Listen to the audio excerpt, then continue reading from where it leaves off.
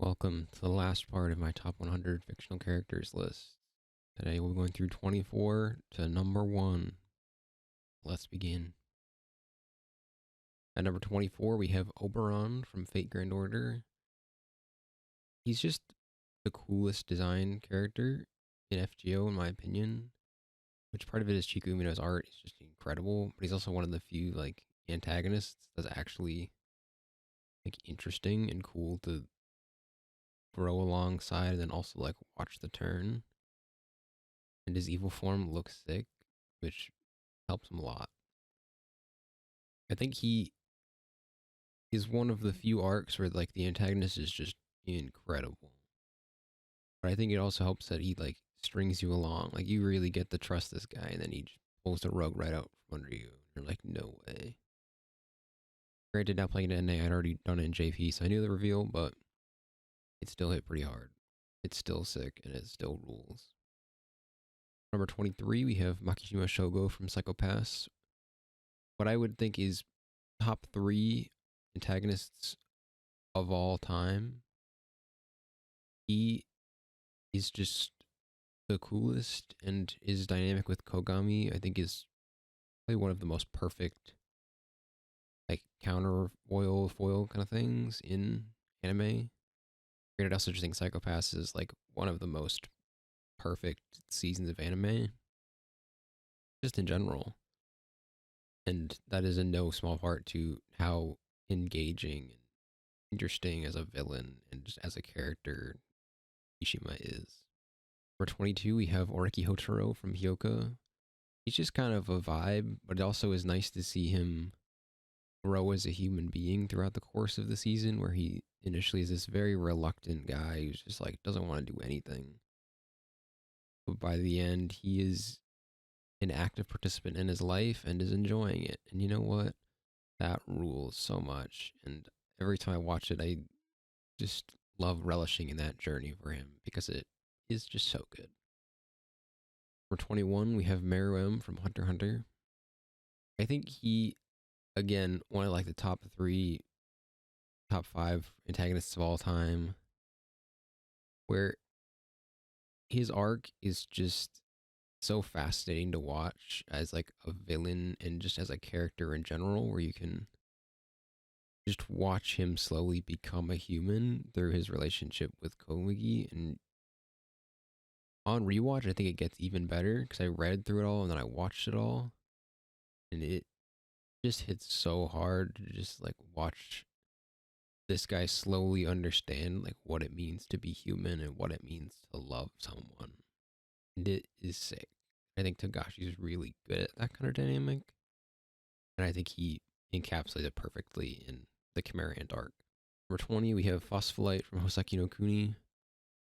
I think Phos is just this character that is so interesting to me, especially now in the manga, where it is just watching an eternity unfold before them and watching how they respond to all of the events that have happened to them and just how the state of the world is now. Because the manga has just gone off the deep end in a good way, where it is just the most existential thing ever. And you're just wow. It makes you think, it makes you think. You're just sitting there reflecting on life and both and what?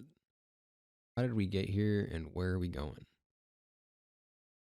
But it still maintains that same character of Phos, even if it isn't the same outwardly appearing character, because Phos has 20 different appearances by now. But I think the story has done a good job of keeping us reminding us that it is still Phos, but they've been through a lot. Number 19, we have Kurapika from Hunter x Hunter. I just think he's sick. He is one of my favorite designs, and I think his Nen is just the coolest.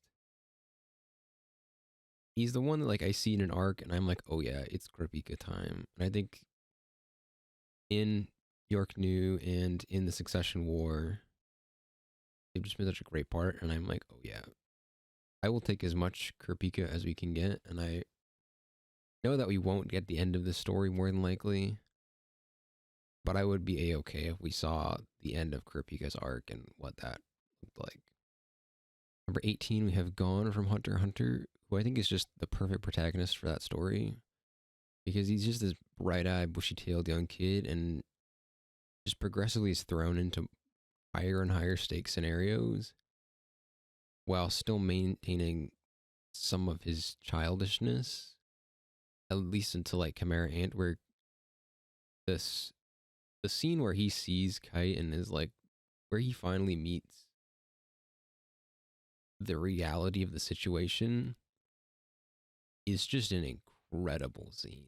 Like that last half of the Chimera Ant arc, where it is just watching Gon struggle with every ounce of his being, rules so much, and I could not have asked for anything better. Number 17, we have Kiriyama Rei from Sangatsu no Lion, who is kind of the opposite of Gon, in that he's very depressed at the beginning, not living a good, healthy life, not having the greatest of times. But as we've gone through the story, you kind of see him gradually grow as a person and like be more open and warm as a human being. And it makes me so happy to see. It fills me with such joy to see this guy who is just this like shell, who's now this fully realized human being, just living his best life. And I love that so much for him. Number 16, we have Dorothea from Fire Emblem Three Houses. She's a character I think about probably too much, but in a good way. Because I think she is one of the few characters that really hammers home the like, war is bad and I hate this. Because so many of her lines in the game are like the most drained of war, where it's like, this is just what I had to become. And it's like, man, this is just peak. Because a lot of the characters in Three Houses are more like engaged in the war, and I think Dorothea also is, but you can feel the reluctance and the kind of melancholy in it all, where she's like, this sucks. This is not fun to be having to kill my old pals. Which it isn't. And at least someone's saying it. Number 15, we have Tsukishima Kei from Haikyuu. He's just so much fun to be around, and I think the moment where he discovers he loves volleyball is a peak moment in all of Haikyuu. Because every time I watch it, I just start crying. Even just thinking about it, I get a little emotional. It's just such like a perfect moment where you see someone fall in love with something, and it's so nice to see him find something he's passionate about. And I think even later in the story where he doesn't pursue it as hard as like, in a Kamehameha where he goes as like to nationals and stuff, but he still does. I think it's a good balance to where you can still find a thing you love and still do something else. You can have that balance and work towards the future, which I think is sick, and I love it a lot. Number 14, we have Chrollo from Hunter x Hunter. It was really just his design and then adding on his backstory from the recent chapters of Hunter x Hunter. I think he's one of the coolest designs, like, in anything. It just looks so sick in every form. And then I think for his backstory was just the saddest thing. And just seeing what he kind of took on was really sad. And I felt for him. But he also just has a sick Nen power, and I like it a lot, which really helps him. At number 13, we have Killua from Hunter x Hunter. Who I think it also has a really interesting arc, and it's one we kind of feel more because it's constant, like near constantly in the foreground of his character, where it's him trying to like find his own independence and then also get the things he wants, but also learn to be a genuine friend to Gon in like his own way. And I think it's really interesting to see him kind of struggle with getting that, or at least getting towards that. And he does just so many interesting things in the story and is such a fun guy to be around. And I think his Nen also just rules. At number 12, we have Sakata Gintoki from Gintama. Admittedly, I have a very large gap in the series that I've seen, but I watched all the big arcs because I was much younger and only cared about watching the new things. So I really only have the knowledge of the big stuff and the big emotional ones, which I think really helps and clearly was enough to cement him among my favorites ever. But I figured I'd disclaim that. In a while, I'm working on getting caught up on it. I just am not always in the mood for the funny episodes. But I think his emotional backstory is just really good because there's always constantly adding layers to it, but then also allowing that to be used as room for growth and affect other characters and their relationships with him. And I think sometimes he survives a little too long, but it's Gintama. I don't think I really care about like the amount of HP this guy has. But I think he just has such an interesting character arc and is a nice constant force in the series that really helps orient it in a way that is fun and engaging while also being emotionally resonant.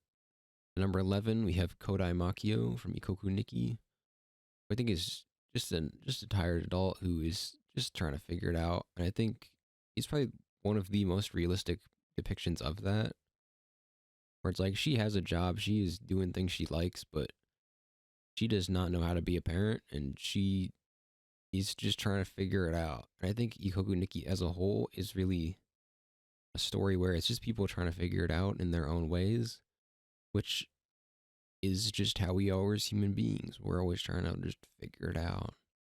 And I think the story does a really good job with Makio of trying to find how she can be the best parent while also still being herself. And I think the answer it comes to is great. And I love her a lot. And she's also just a vibe. Now we enter the top 10. Starting with number 10, Griffith from Berserk. Griffith, I think, is my favorite antagonist of all time. His dynamic with Guts is just incredible. They have such an interesting dynamic that constantly rears its head in the story, in that it is basically the central conflict on a larger scale. But also is so fascinating to see how Griffith has changed and kind of what he has morphed into over the course of the story, while still being this guy who is not a good human being in any sense of the word. He's just a very interesting bad guy. And I think Miura did a fantastic job setting him up in the Golden Age arc and starting us on the path that would eventually lead him to where he is now, where he is just a bad dude. At number 9, we have Hinata Shoyo from Haikyuu. Hinata is the driving force of Haikyuu in a way that I think is really interesting and really makes the story so much more enjoyable, because it is a story about the team and about their desire to win, but I think Hinata has the most infectious energy about it and is such a strong central character because we see all the lessons someone needs to succeed in volleyball and also just kind of in life, where it's like, know your limits. You're going to lose sometimes. You got to get back up and learn from that.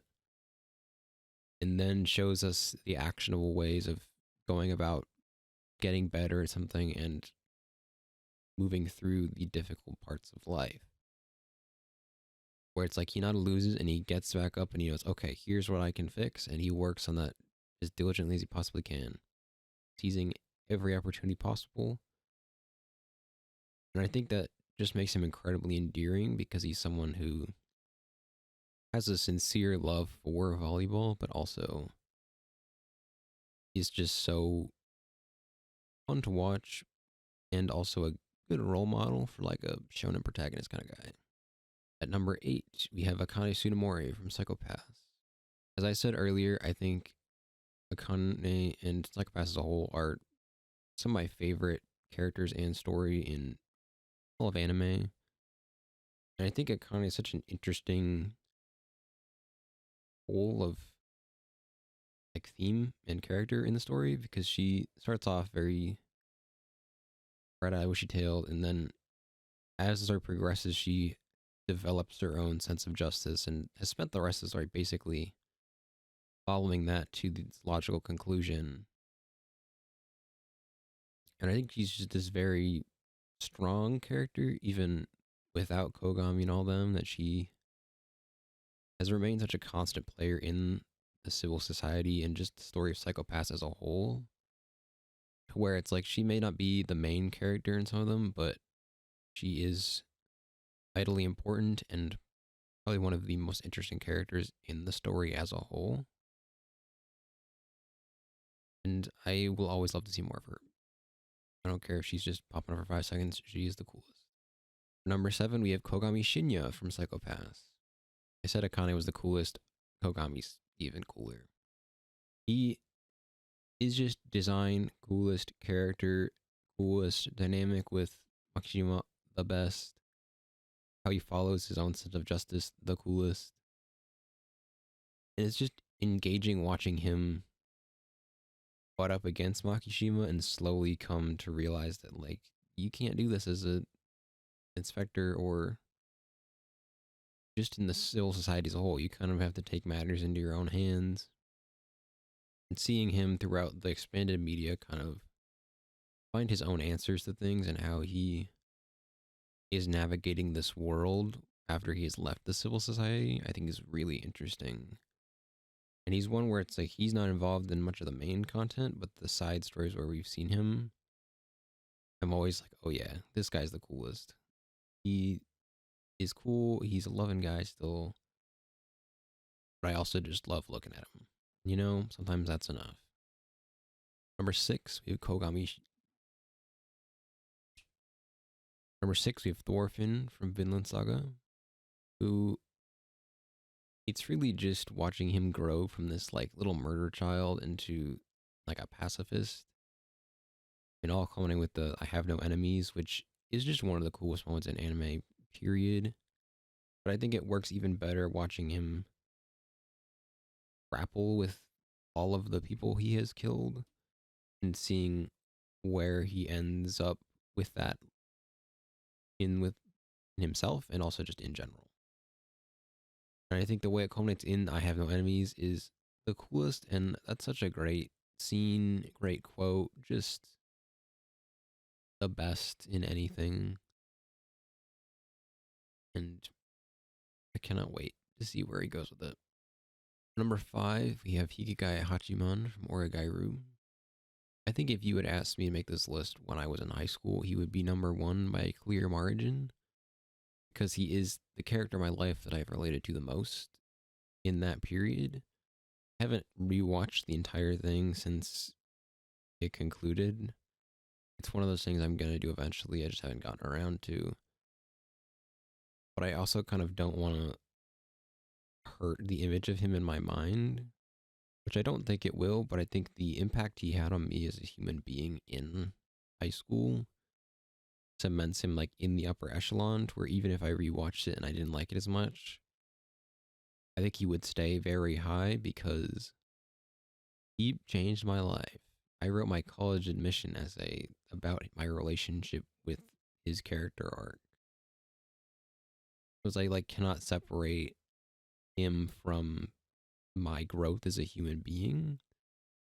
So he may be a little lower than he probably would have been in the past, but I still think he is one of my favorite characters in anything, period. At number 4, we have Yaguchi Yatra from Blue Period. I think Yatra is not quite the Hachiman for my adult life, but I think he showed me a good point that I needed to reflect on. Because in doing this and making content, making videos, making essays, and all that fun stuff, I focused a lot on the end point and like what it looked like at the end and not the struggle to get there. And I think Blue Period and Yatra were a good point for me to take in to be like, oh, okay, I need to reflect on this, acknowledge that it takes effort to get to these places, and that's effort you have to expend. And the people that got that high have put in all that effort to get there. I think that was a vitally important lesson for me to learn at the time. And it's one that has stuck with me, and I continue to follow to the best of my ability. Number 3, we have Obi-Wan Kenobi from Star Wars. Probably the most out of left field because it isn't really like the deepest character among this list. Kind of just nostalgia because he was that guy for me for most of my life. So I hold him in very high esteem because he's just cool in everything, and I just love seeing him in any story.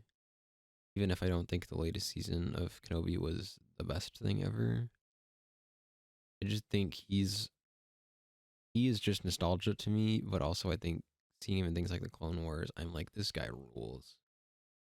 He's just so much fun. Just such a cool encapsulation of like what a Jedi should be, while also just being used very well in every story he's in, even if the story surrounding him is not the best. Number two, we have Guts from Berserk.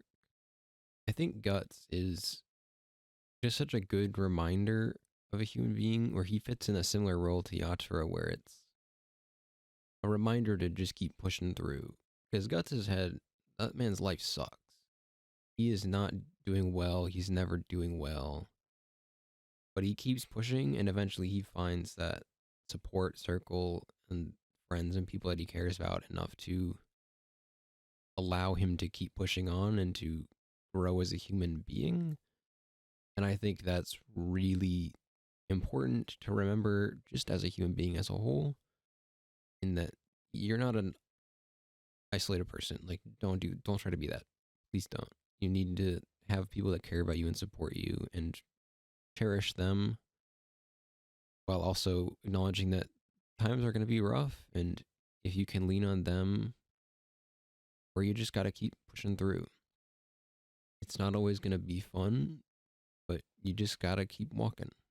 And finally, my favorite character in all of fiction as of this time is Dimitri from Fire Emblem Three Houses. Three Houses was probably the game that was the first one in a while that had really made me feel something. And I think that was with Dimitri and kind of watching this guy see the cracks in his little mind and then eventually just break. I think watching him break and his design post time skip really encapsulates this guy who is just not having a good time. He is just haunted. He's traumatized. Nothing is going well. He does not feel well. He's kind of just shut himself off. But then I think his conversation with Byleth that gets him back into the game is such a great character moment where it's him finding some sort of peace from all the death and destruction that has been caused, and allows him to kind of keep moving in a way that I think is really compelling. And I just love seeing him, especially his post time skip form. I think he is just a great guy who is going through it, but in a way that I constantly think about, despite not playing the game in a couple of years since I beat all four routes. But I still remember his arc even now, and I still remember it being my favorite arc of all of them because of him and Dorothea, because I also brought her along that route. And that's all. Those are my top 100 fictional characters for the year 2023. Will this list change? Most certainly. Like 100 to like 20, honestly, could probably change very drastically. I don't think the top 10 will a lot. I think people will shuffle a bit. But I probably will cut this list down vastly if I do this again next year, because 100 is a lot, and I don't think I have 100 characters that I care about enough to really put in a thoughtful effort. Which, in fairness, is because I've experienced a lot of things, but there are a lot of things that haven't left big impacts. So a bunch of these were like just designs. Like they weren't the characters as themselves, like their depth. It was like, I think Rosaria is really cool. And so I picked Rosaria.